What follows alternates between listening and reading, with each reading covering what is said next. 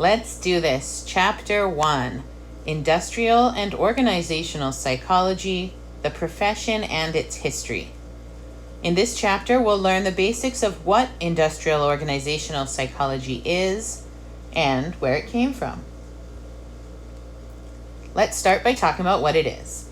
Industrial organizational psychology, which I'm going to call IO psychology for the rest of the semester, is also called the psychology of work because it's the specialization of psychology that actually focuses on understanding people in the workplace.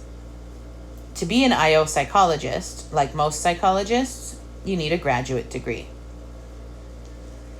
IO psychologists study all sorts of different issues in the workplace.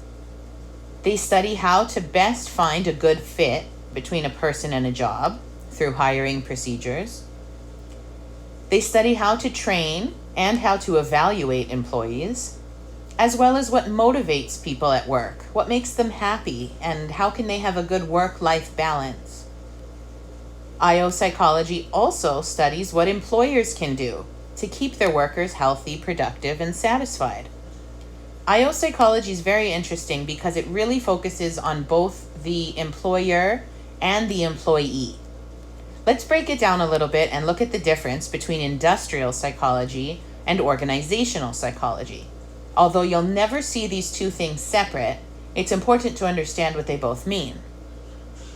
Industrial psychology focuses on human resource and is guided by psychological principles. They really focus more on the employer, the organization, the human resource side of things.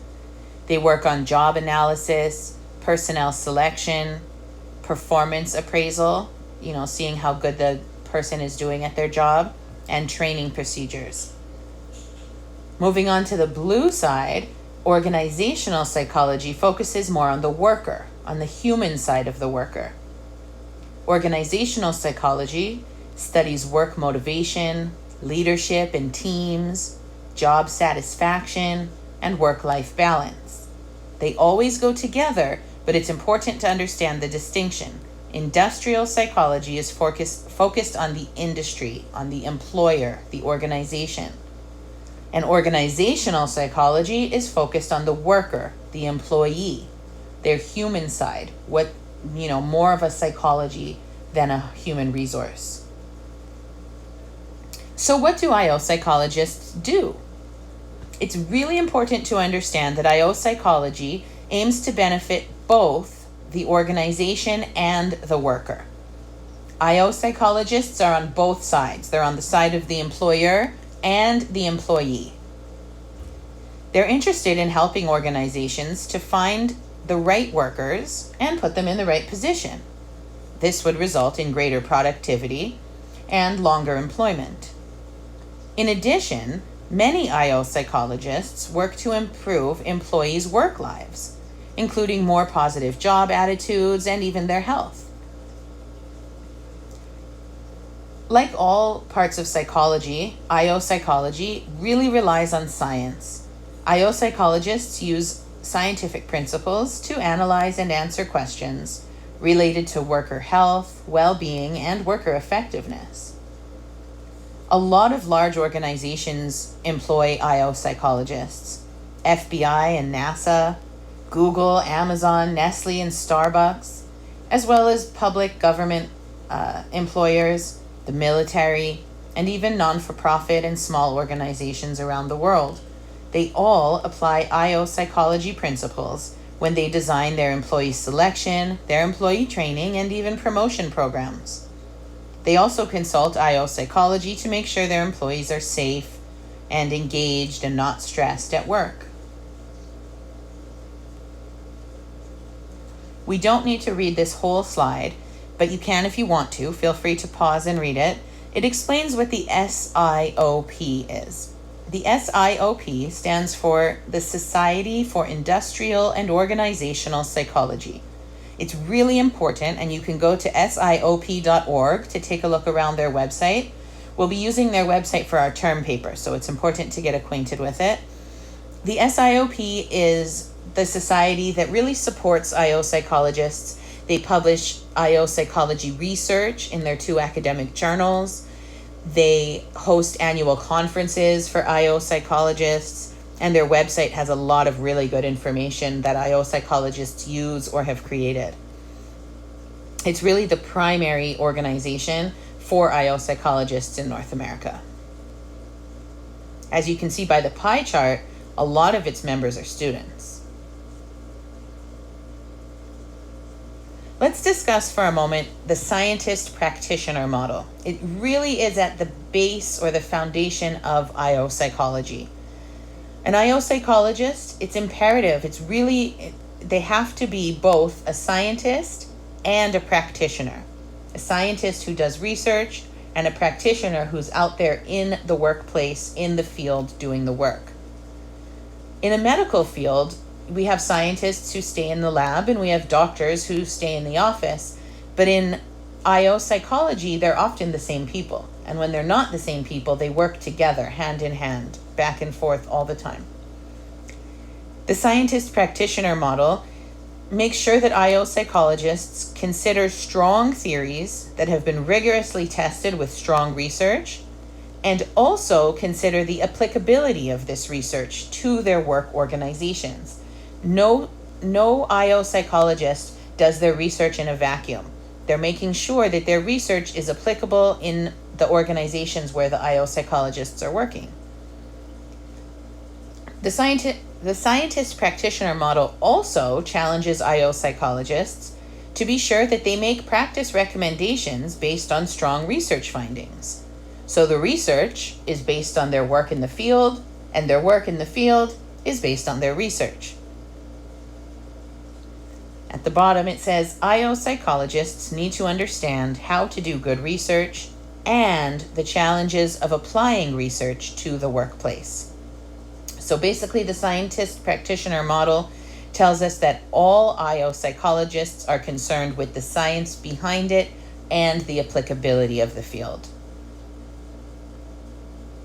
So where do IO psychologists work? I use this from the textbook. I wish the colors matched up. They don't really. But as you can see in the pie chart, the majority of IO psychologists actually work in the academic field. But we have a lot who are in consulting, private industry, and even working in government or other organizations. The military hires IO psychologists, as we'll discuss in a moment. Soon we'll talk about IO psychology and how it related to its impact to both world wars. Which brings us to our history. We're going to discuss the history of IO psychology in terms of the different important eras. But before we start, we're going to talk about the important figures in history. We can trace IO psychology all the way back to Germany, to Wilhelm Wundt's lab. And Wundt actually trained 3 Americans, Munsterberg, Cattell, and Scott, who all came back to America from Germany and really started the field of IO psychology. They trained under him in Germany, but then they came back here and really got things started. Munsterberg and Cattell trained for many years under Wundt, and then came back to America, where they started some of the very earliest work in the field of IO psychology. Soon after that, Walter Dill Scott, who also trained under Wundt, returned to the US, worked at Northwestern, and became famous for a lot of essays that he published regarding the application of psychology to industrial settings. As you can see, this really was the start of industrial organizational psychology. We'll talk about World War I for a little bit, and then I will introduce you to the father of industrial organizational psychology. When the US entered World War I, they had to quickly deal with over 1 million recruits. They weren't sure how to process and place them, how to divide them up. So Walter Dill Scott and another psychologist, Walter Bingham, helped with the selection and placement of the personnel. They did this by adapting an existing test, the Stanford-Binet. It's basically an IQ test. They adapted it to a format that could be used to test a large number of people at once. This was very helpful to the military. They also created 2 versions of the test: the Army Alpha, the version for recruits who could read, and the Army Beta for recruits who could not read. The two tests helped to promote the use of testing in personnel selection. So these two tests, Army Alpha and Army Beta, were the very first test used in America for personnel selection. It really kind of paved the way for IO psychology to take hold. As we delve into the history of IO psychology, it's important that we talk about the important eras. Some of the eras overlap. IO psychology really started with scientific management. In a moment, we'll discuss what scientific management means, as well as Frederick Taylor, the father of IO psychology. After that, human relations era took over when we started to focus more on the human side of work. World War II also employed IO psychologists. We'll get to that soon. Then the civil rights era changed things for for all organizations. And the high-tech HR era is changing things even faster than research can keep up. We'll go through these eras one at a time, and then the chapter is done. Scientific management, which we say goes from about 1905 to 1920, it was really meant to use the logical scientific principles in the management of organization. It was the first time that this was done. So management was done scientifically, thus the name scientific management. Frederick Taylor, who's known as the father of IO psychology, was the one who proposed a break from the simple common sense approach to management. He proposed that we use science to actually find the best man for the job and the best way for doing the job. Frank and Lillian Gilbreth, husband and wife, who happened to have 12 children, were some of the first to apply the then new technology of motion pictures, and they did time motion studies. They used these motion pictures to help them figure out the most efficient ways to do work by eliminating the unnecessary steps or motions. And Lillian Gilbreth is actually cited as the first person to receive a PhD in industrial psychology. She graduated from Brown University in 1915. So two very important people on this slide: Frederick Taylor, the father of IO psychology, and Lillian Gilbreth, the first recipient of an IO psychology degree. The next era we'll discuss is the human relations era. This one also led us to discover a very important principle called the Hawthorne effect. The human relations movement focused on the importance of workers' feelings and attitudes on their performance. This all started when they did a study at Hawthorne Works, which is an electric company in Illinois. The researchers were trying to study the effects of workplace lighting on the productivity. They probably thought that workers with better lighting would produce more or have better productivity. However, they found that regardless of the conditions, all workers' productivity increased when they were being watched. This led them to coin the name Hawthorne effect, since they found it out at the Hawthorne Electric Company. The Hawthorne effect is defined as a situation where research participants behave in certain ways because they know they are in a study. Basically, you act differently when you know you're being watched. These studies led the field towards focusing on workers' attitudes.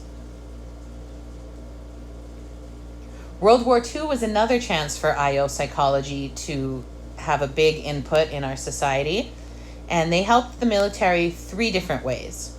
Again with selection, just like World War I, but this time they used biographical data for the first time to figure out placement of the recruits. They also helped with training. And finally, they helped with standardizing cockpits. When all the cockpits of the airplanes were the same, they avoided retraining when pilots would switch planes. After this came the Civil Rights era. In 1964, the Civil Rights Act was signed, and in terms of organizational psychology, this really challenged the organizations because they had to ensure that their selection procedures were not only fair, but fair enough that they could be defensible in court. As an employer, you had to make sure that your selection procedures, should they be challenged in court, were truly fair. And finally, we enter the high-tech HR era, which started around 2000 and is still going now.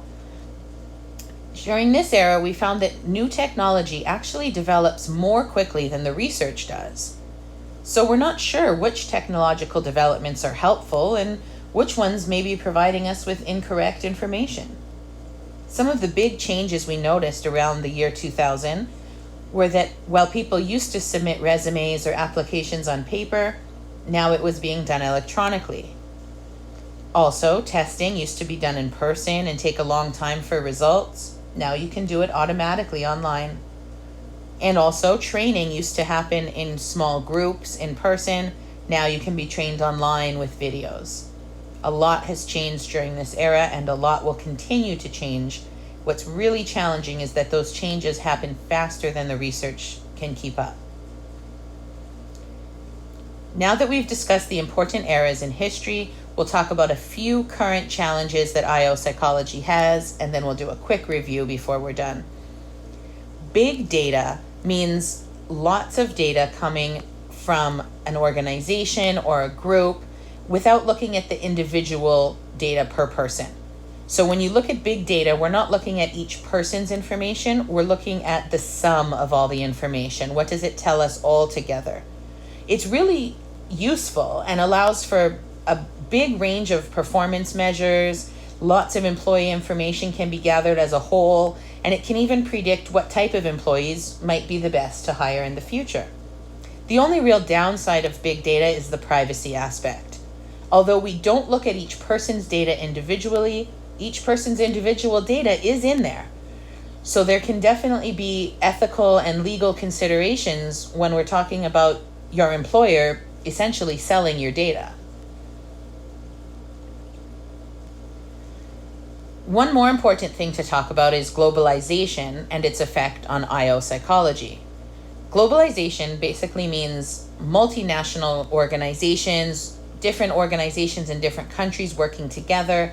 As travel and technology and communication is increasing, a lot of companies are functioning in more than one country. But this creates a lot of challenges for IO psychology. In most of the history of IO psychology, their psychologists were trained just to work in one country or in one culture. But because of the rise in multinational organizations, we now need to be prepared to work across a wide range of different countries and cultures. And there's lots of different norms and different expectations in these different cultures. Let's discuss a few current challenges. At the top, we talk about changes in the nature of work, automation of work, increased need for technical support, telework. The nature of work is changing. Like we said, in this technological era, it's changing faster than the research can keep up. It's really hard for IO psychologists to always be up to date with the newest changes. Diversity management is also really important, especially with globalization, like we just talked about. It's important to value diversity and inclusion by creating an environment where people from different backgrounds can feel safe. In the purple, we talk about the aging workforce and age-diverse workforce. People are now working way past retirement age, which means we have younger workers and older workers working side by side, which presents another challenge for IO psychologists. Humanitarian work psychology actually uses organizational psychology to improve the welfare of people in low-income nations and wealthy ones. But before, we only focused our research on the wealthy nations. Now we focus on how we can use IO psychology to help organizations and workers in third world or low-income countries. Finally, occupational health psychology is the part of IO psychology that focuses on keeping workers safe, happy, and healthy, reducing their stress, and improving their work-life balance. All right, that's it for the chapter. Let's review chapter 1 real quick, and you can always rewatch the video if you like. Starting on the left-hand side, we remind ourselves that industrial psychology, the I part of IO, focuses on the employer and human resources. The O part, organizational psychology, focuses on the worker, their satisfaction, health, etc. So remember, IO psychologists focus on both the worker and the organization. The SIOP, Society of Industrial Organizational Psychology, is an organization that supports IO psychologists. They publish 2 academic journals and host annual conferences. Very important to IO psychology is the science practitioner model, which makes sure that we include research in practice and practice in research. We also learned that most IO psychologists work in academia or private industry. On the right-hand side, we'll talk about the history real quick. IO psychology first started in Wilhelm Wundt's lab in Germany, where he trained Americans Hugo Munsterberg, James McKean Cattell, and Walter Dill Scott. They came back to the US and really got IO psychology started over here. However, Frederick Taylor is considered the father of IO psychology. He started scientific management, which focused on finding the best man for the job and the best way to do the job, not just going with whatever worked or whatever you thought of first. Lillian Gilbreth was the first person to receive an IO degree in 1915 from Brown University. Now we'll talk about the eras of history real quick. During World War I, IO psychology developed Army Alpha and Army Beta to use as selection tools. Then the human relations era focused on the workers' attitudes. During that era, we learned about the Hawthorne effect, which tells us that people behave differently when they're being observed.